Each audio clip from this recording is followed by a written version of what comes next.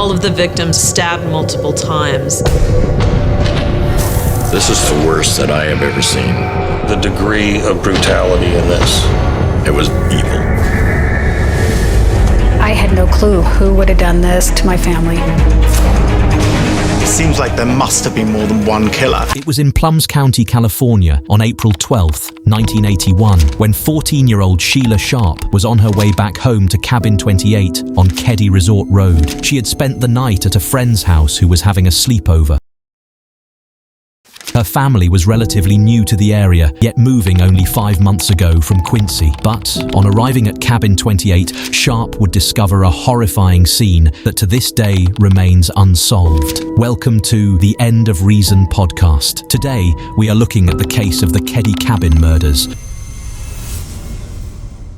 But back to what I was saying before, when Sheila Sharp walked in, she found the bodies of their family friend, 17-year-old Dana Hall Wingata, her mother, Glenna Susan Sue Sharp, and her brother, 15-year-old John Stephen Sharp. They had been murdered. The victims were tied up with electrical wire and medical tape before being attacked with a claw hammer. But Sue was also stabbed with her throat slashed but fought back. This is known because of the defensive marks on her arms. John also had been stabbed with his throat slashed. Dana had also been manually strangled, along with being attacked with the hammer. When investigators got to the location, they saw the horrifying sight with blood throughout the cabin, including on the walls, ceiling, and furniture. But thankfully, there were some survivors: Sue's two younger sons, 10-year-old Rick and 5-year-old Greg Sharp, and their friend Justin Smart. They had been in the cabin on the night of the attack, but were unharmed. It was also soon realized that 12-year-old Tina Sharp was missing from the scene.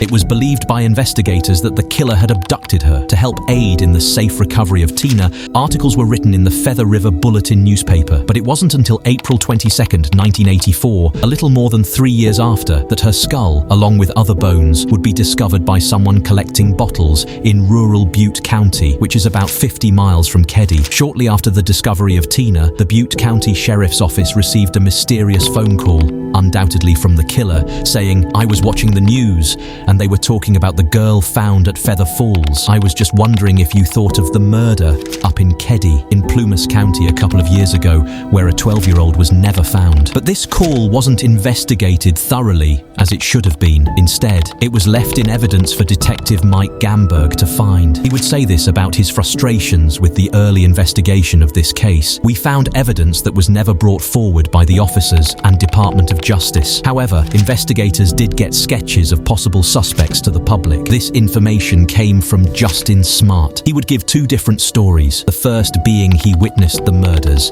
and the second being he dreamed up the information. I want to say real quick, I find it highly unlikely due to how violent the attacks were." Investigators would also name two primary suspects, Martin Smart and John Bowe Boubade. Now, let's look at these two, starting with Smart. He had reported a hammer missing before the attack, and it's beloved that Marilyn Martin's wife had been confiding in Sue Sharp about her abusive relationship with Smart, and when he found this out, he reportedly went ballistic. Smart also reportedly left Keddie a little after the murders for Reno, Nevada, where he wrote a letter to his wife saying, "I've paid the price of your love, and now that I've bought it with 4 people's lives, you tell me we are through." The former sheriff, originally in charge of the investigation, believed Smart would supply endless clues that were intended to throw the suspicion away from him. But the most alarming piece of evidence came when Smart's therapist alleged that he admitted to killing Sue and Tina, but not the boys. But before anything could come from this, Martin Smart would die in June 2000 in Portland, Oregon from cancer. As for Boubade, he was believed to be an accomplice, most likely because he was living with Smart at the time of the attack, and he was a known felon with robbery and home invasion convictions. He would die in 1988 in Chicago. But even with all of this,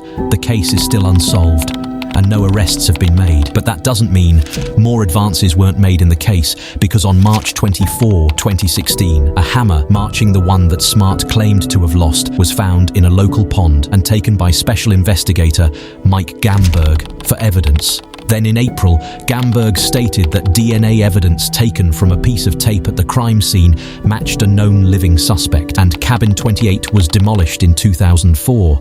My closed thoughts. After looking into all of this, it seems like there was an intentional cover-up, or at the very least, the cops were grossly out of their element and allowed potentially 2 murderers to get away. But I am leaning more towards the first option. There's no way you would have gotten out of the academy, having multiple pieces of evidence and letting it sit for years. There's no doubt in my mind this was a cover-up. Thank you for joining us on this journey through the shadows of humanity on the End of Reason podcast.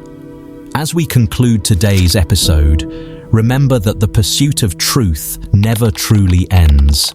Until next time, stay vigilant, stay curious, and never let go of reason.